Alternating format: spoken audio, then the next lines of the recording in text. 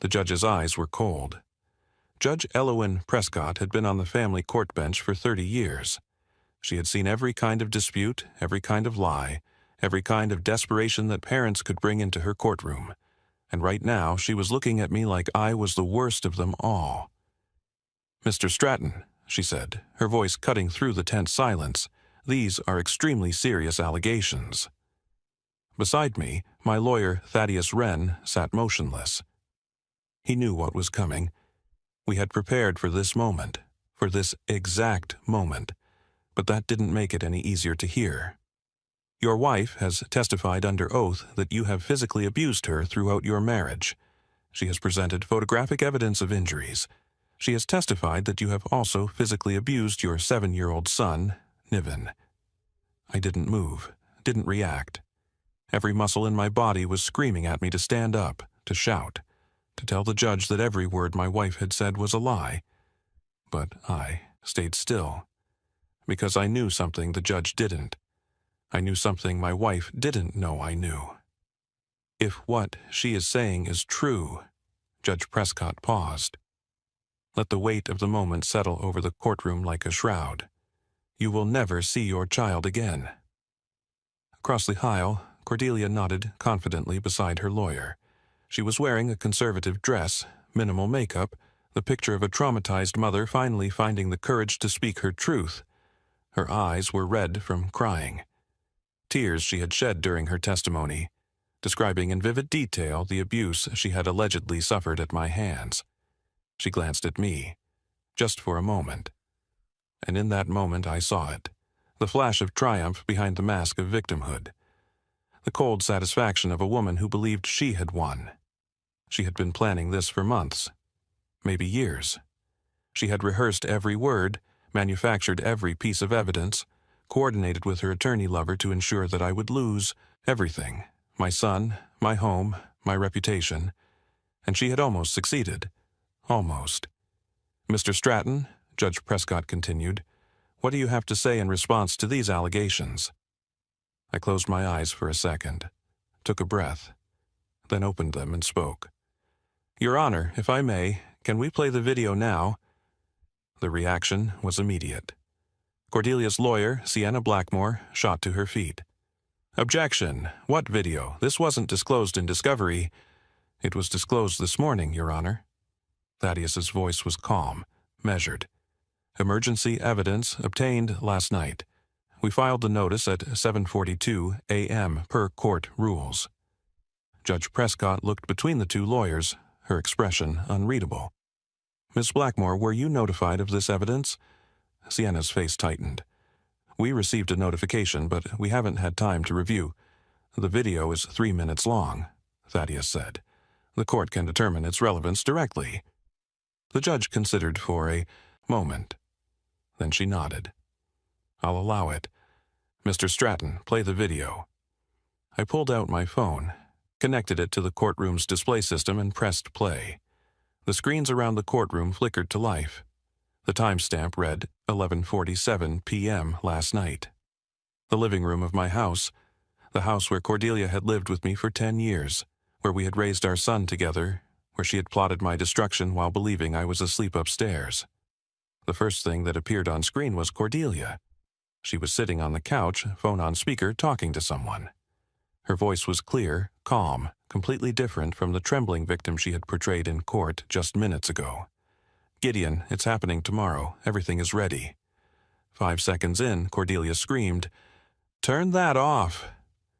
She was on her feet, lunging toward the screens, her carefully constructed facade crumbling in real time.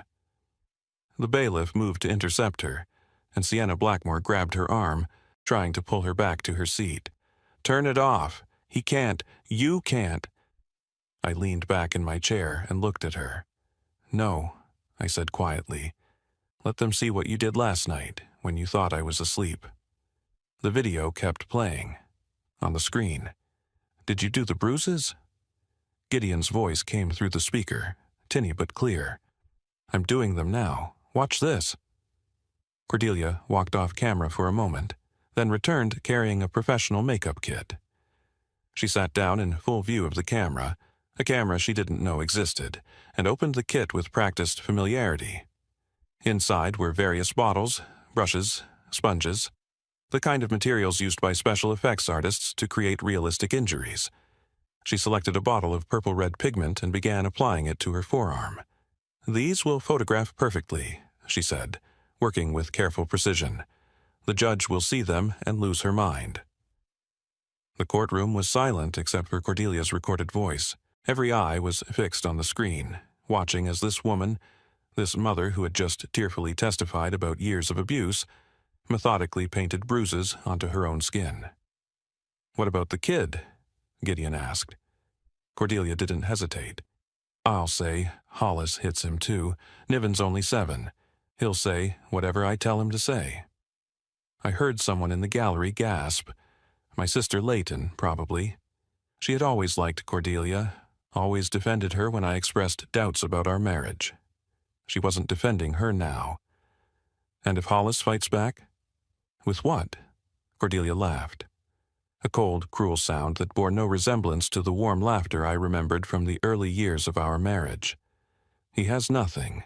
He's so trusting, so stupid. He's probably asleep right now, dreaming about how to save our marriage." She finished applying the bruise to her arm and started on her face, dabbing color onto her cheek with the careful attention of an artist. "By this time tomorrow, I'll have full custody, half his assets, and child support for the next 11 years. She paused, examining her work in a hand mirror. "And the best part?" She looked up, directly at the camera, though she didn't know it was there. "Hollis actually loves that boy.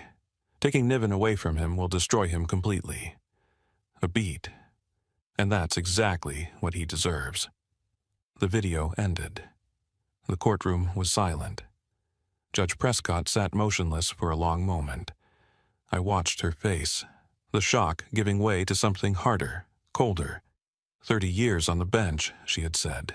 In 30 years, she had probably seen a lot of lies, but she had never seen anything like this. Cordelia was sobbing now, real sobs, not the theatrical tears she had performed during her testimony. She was slumped in her chair, Sienna Blackmore beside her looking shell-shocked. "Mrs. Stratton," the judge's voice was ice. "Mrs. Stratton, look at me." Cordelia raised her head. Mascara streaked her cheeks. The carefully applied bruise on her face was visible under the harsh courtroom lights. Visible, and now obviously fake to anyone who looked closely. "What I have just witnessed," Judge Prescott said slowly, "is perjury, fraud, the manufacturing of false evidence, and perhaps most disturbing of all, the willingness to use a 7-year-old child as a weapon against his own father. Your Honor, I can explain. You will not speak." Cordelia's mouth snapped shut. "You came into my courtroom this morning and you lied, under oath. You presented fabricated evidence. You made accusations that, if believed, would have destroyed an innocent man and separated him from his child forever." The judge's voice was rising now, 30 years of professionalism barely containing her fury. "And you did it with a smile on your face." She turned to Sienna Blackmore. "Counselor, were you aware of your client's activities?" Sienna's face was pale. "Your Honor, I had no knowledge. We'll see. The State Bar will be investigating this matter thoroughly." She turned back to the courtroom at large. "Mrs. Stratton's testimony is stricken from the record. Her accusations are dismissed in their entirety. Her petition for custody is denied." Cordelia let out a wail. "No, you can't. He's my son. He is also his father's son. A father you tried to eliminate through lies and manipulation."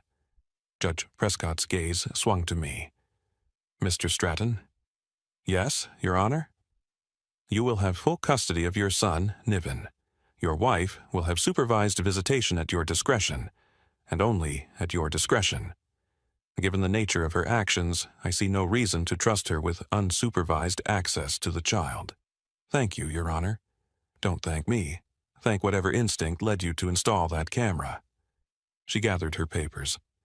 "Furthermore, I am referring this matter to the District Attorney's Office for criminal prosecution. Perjury, filing false reports, fraud, child endangerment." Cordelia screamed. It wasn't a word. It wasn't a coherent sound. It was pure, primal rage, the sound of a woman watching everything she had planned crumble to dust. "Bailiff, please escort Mrs. Stratton from my courtroom, and contact the DA's office. They'll want to speak with her before she leaves the building." Two bailiffs moved toward Cordelia. She tried to run, actually tried to bolt for the door, but they caught her before she made it 3 steps. "You can't do this. He's lying. The video is fake. Mrs. Stratton, the video is time-stamped, geotagged, and has already been authenticated by a digital forensics expert." Judge Prescott didn't even look at her. "Your lies are over. This court is adjourned." The gavel came down, and my wife was dragged from the courtroom screaming all the way. "Let me tell you how I got here. My name is Hollis Stratton. I'm 44 years old, a financial analyst, and a father who almost lost everything because the woman I married turned out to be someone I never really knew. I met Cordelia in 2013. She was working at a marketing firm that handled some of my company's accounts. 28 years old, beautiful, charming, the kind of woman who made you feel like the most important person in the room whenever she looked at you. I was 33, successful but lonely. I had spent my 20s building my career, and somewhere along the way, I had forgotten to build a life. Cordelia seemed like the answer to every question I'd been afraid to ask. We dated for a year. She was attentive, supportive, interested in everything about me. She came to my sister Layton's birthday party and won over my whole family. She visited my mother Odette in the hospital when she had her hip surgery. She did everything right. In 2014, we got married. A small ceremony, close friends and family, a honeymoon in Greece where we walked through ancient ruins and talked about the children we would have someday. Niven was born in 2017, 7 pounds 4 ounces. I was in the delivery room when he took his first breath, and I felt something shift inside me, something permanent, irreversible. This was my son, my purpose, the reason everything else had happened. For the first few years we were happy, or at least I thought we were happy. Looking back, I can see the signs I missed. The way Cordelia's attention wandered during our conversations, the slight edge of impatience in her voice when I talked about work, the credit card bills that grew larger every month. But I was busy, distracted, too focused on providing for my family to notice that my family was quietly falling apart. The real trouble started in 2021. His name was Gideon Harlow. Attorney, 43 years old at the time. Married to a woman named Helena for 15 years, 3 children. None of that stopped him from pursuing my wife. They met at a networking event. Cordelia came home excited, talking about all the connections she had made, the doors that were opening, the opportunities ahead. I was happy for her, supportive, clueless. Within 6 months, they were sleeping together.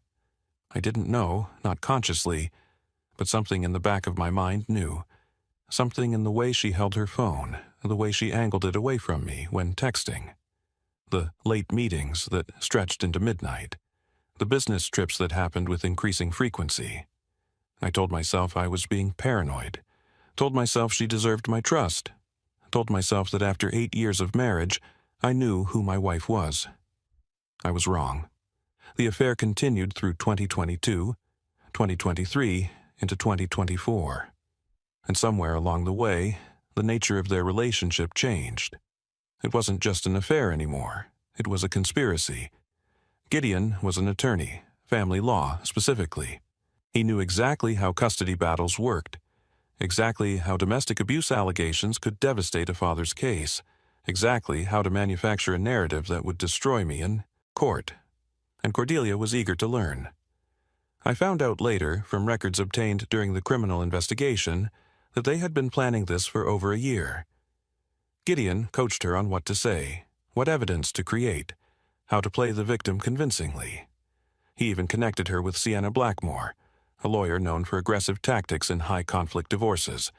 They were building a machine designed to crush me, and I had no idea it was coming. Until January 2024. The first sign was the makeup kit. I found it in the back of Cordelia's closet, hidden behind a row of shoeboxes. Professional-grade theatrical makeup, the kind used in movies to create realistic injuries, bruise colors, scar materials, application guides, Why would my wife have a professional makeup kit for creating fake injuries? The question haunted me. I couldn't ask her directly, couldn't reveal that I had been looking through her things, but I couldn't let it go either. I started paying attention, in ways I hadn't before.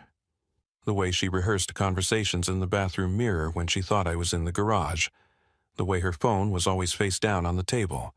The way she actually flinched, when I walked into a room unexpectedly. She was hiding something big. In February, I installed the cameras. 3 of them, all in common areas of the house. Living room, kitchen, home office. All legal in our state, all on my own property. I didn't tell Cordelia because I didn't know what I would find, and I didn't want her to hide it better if I was wrong. For 3 weeks, I checked the footage daily. Nothing unusual. Cordelia going about her routine, making phone calls, working on her laptop. Normal life. I started to doubt myself. Maybe I was paranoid. Maybe the makeup kit was for some innocent purpose I didn't understand. Maybe I was destroying my marriage by suspecting my wife of things she would never do. Then came March 14th. The night before, the custody hearing. I told Cordelia I was going to bed early. Big day tomorrow, I said, yawning theatrically. I need to rest. She smiled, that perfect, practiced smile that I now recognized as her performance face. Of course, honey, I'll be up soon. Just have some work to finish. I went upstairs, closed the bedroom door, turned off the lights. Then I pulled out my phone and opened the camera app. The living room camera showed Cordelia sitting on the couch, exactly where I had left her. She was checking her phone, glancing toward the stairs occasionally, making sure I was really gone. At 11:47 p.m., she made a call. "Gideon, it's happening tomorrow. Everything is ready." My blood ran cold. For the next 20 minutes, I watched my wife plan my destruction. I watched her apply fake bruises to her skin with the practiced ease of someone who had done it before. I watched her discuss how to use our 7-year-old son as a weapon against me. I watched her laugh about how trusting and stupid I was. And I recorded everything. When she finally went to bed at 12:30 a.m., I was still awake, staring at my phone, watching the footage again and again. She lay down next to me in the darkness. Within minutes, she was asleep. The peaceful sleep of someone confident in their victory. I didn't sleep at all. By morning, I had sent the footage to Thaddeus, consulted with a digital forensics expert to authenticate it, and filed the emergency evidence notice with the court. Now it was time to let Cordelia spring her own trap. The morning of the hearing, Cordelia was radiant. She moved through the house with barely contained excitement, choosing her outfit carefully, practicing her concerned mother expressions in the mirror. She had no idea I had seen everything. No idea that the performance she was about to give had already been exposed. "Are you nervous?" she asked me over breakfast, her voice dripping with false sympathy. "A little." "Don't worry, no. Matter what happens, I just want what's best for Niven." The lie slid off her tongue so easily. How many other lies had she told me over the years? How many times had I believed words that meant nothing? "I know," I said. "I want that too." We drove to the courthouse separately, her with Sienna Blackmore, me with Thaddeus Wren. My sister Leighton was already in the gallery when I arrived, sitting with my mother Odette. They smiled encouragingly, unaware of what was about to happen. The hearing began at 9 a.m. Cordelia testified first. She was magnificent, if you didn't know she was lying. The tears that rolled down her cheeks looked absolutely real. Her voice trembled at all the right moments. She painted a picture of a marriage marked by fear and control, a husband who terrorized her behind closed doors, a mother desperately trying to protect her child. The photographs of her bruises were entered into evidence. They looked convincing, professionally applied, perfectly positioned to suggest assault. By 10:15, Sienna Blackmore was arguing for full custody with supervised visitation only. She was confident, aggressive, smelling blood in the water. By 10:30, Judge Prescott was looking at me like I was a monster. And then she delivered her ultimatum. "If what she is saying is true, you will never see your child again." Cordelia nodded confidently, and I said the words that would change everything. "Your Honor, can we play the video now?" The aftermath was chaos. Cordelia was arrested before she left the building. The DA's office moved fast. They had seen the video, understood its implications, and wanted to make sure she didn't flee. She was charged with perjury, fraud, filing false reports, and child endangerment. Gideon Harlow was arrested 2 days later. The Bar Association moved to disbar him even before the criminal charges were filed.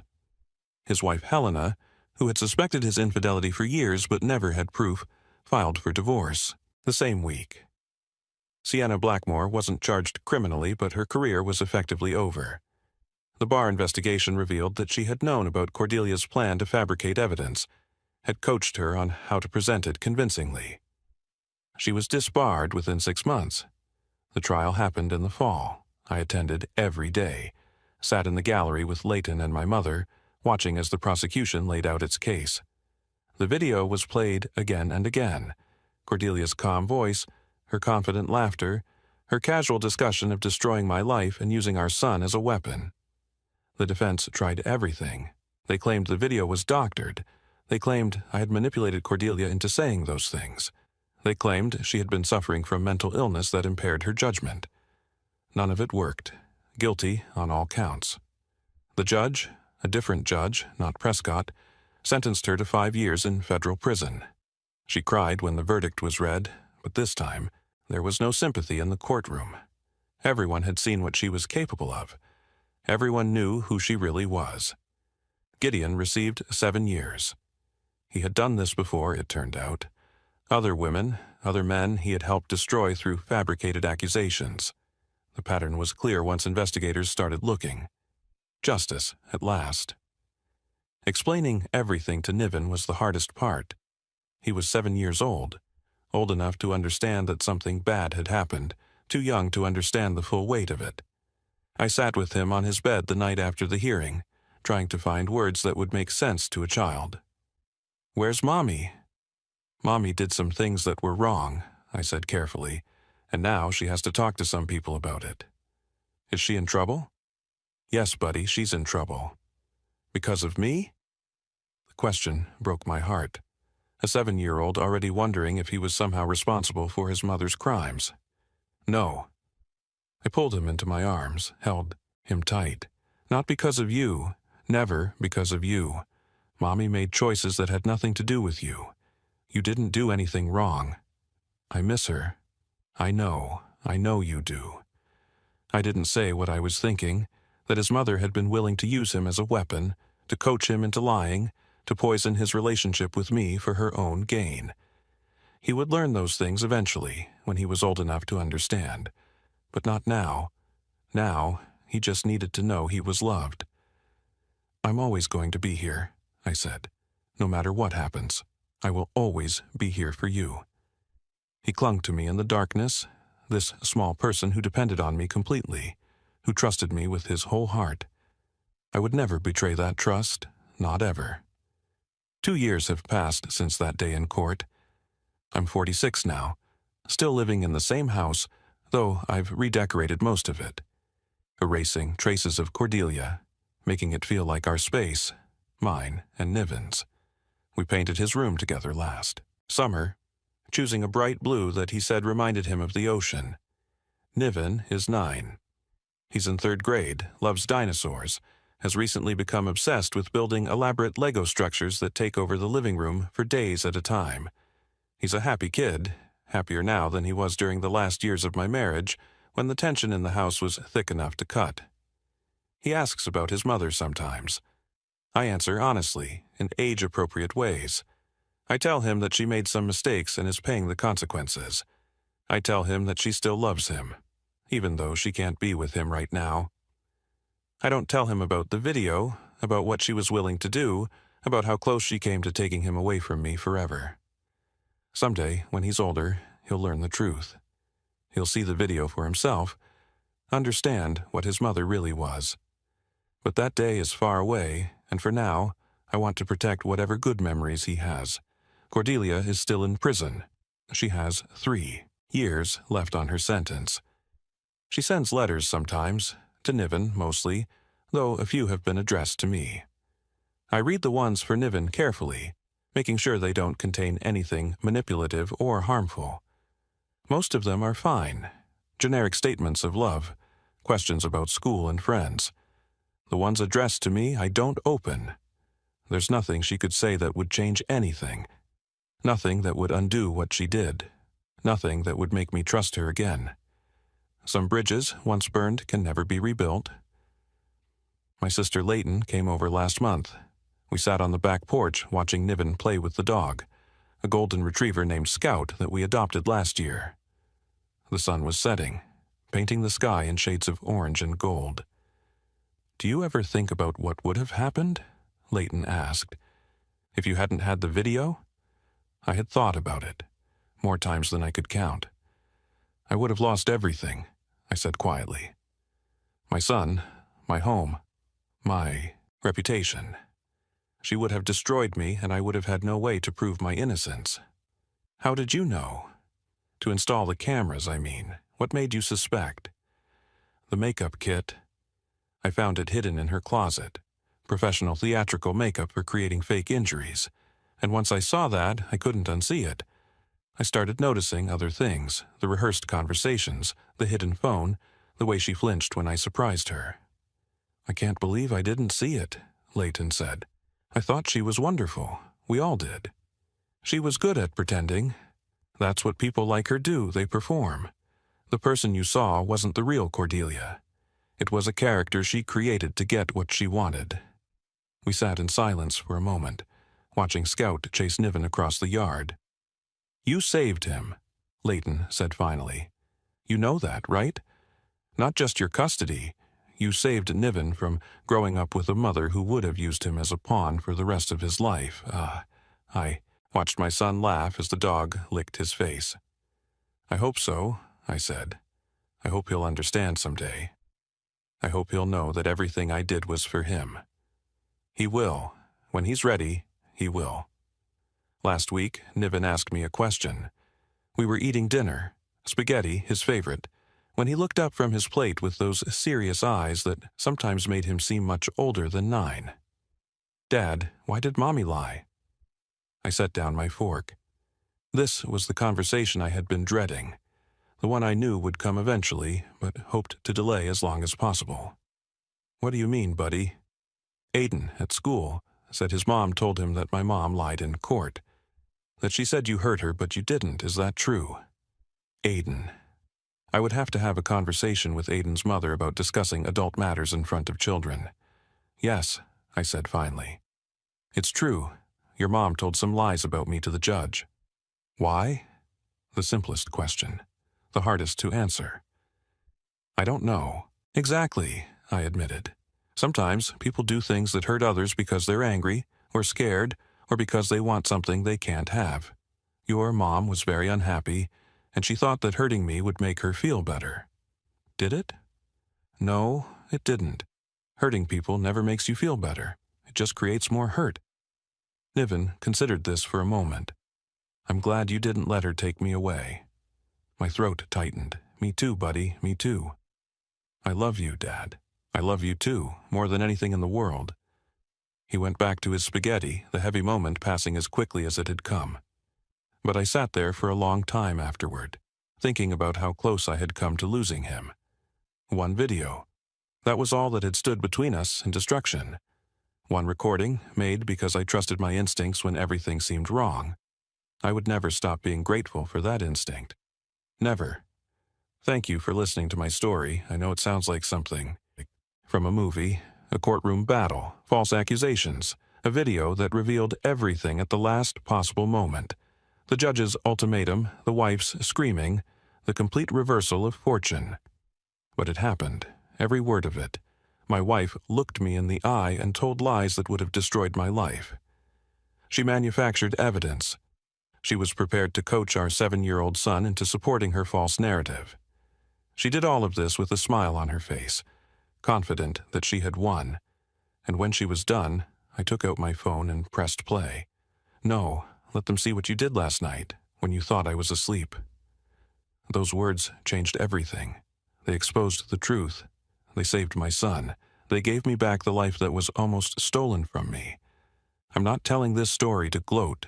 I'm not telling it because I enjoy remembering the worst moment of my marriage.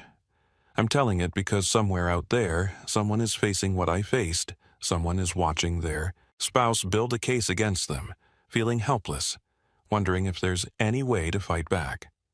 There is. Trust your instincts. Document everything. And when the moment comes, when they've committed to their lies and can't take them back, reveal the truth. Now, I want to ask you something. What would you do if your spouse tried to take your child with false accusations, but you had video proof of them creating fake evidence? Would you reveal it in court, in front of everyone? Or would you handle it privately? Have you ever had to wait for exactly the right moment to expose the truth? Drop your answer in the comments. I read every single one. If this story moved you, hit that like button. Share it with someone who needs to hear it, especially any parent who has ever feared losing their child to lies. Comment your thoughts below, and subscribe to the channel so you never miss another story. I'll see you in the next one. You can start enjoying English, because it's in the beginning stages where most people give up. They try to learn English. It's just too hard. It feels impossible. And so they give up. And so having motivation in this stage is really important. Okay, so with that being said, let's get to the first way to improve your motivation.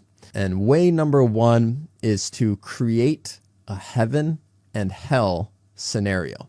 Now, I know saying heaven and hell is a bit extreme, but I'm using those words because they are extreme, and I want to help you remember this technique. So first, let's create your heaven. Your heaven is 3 years from now, and you have been studying English, and now you know English.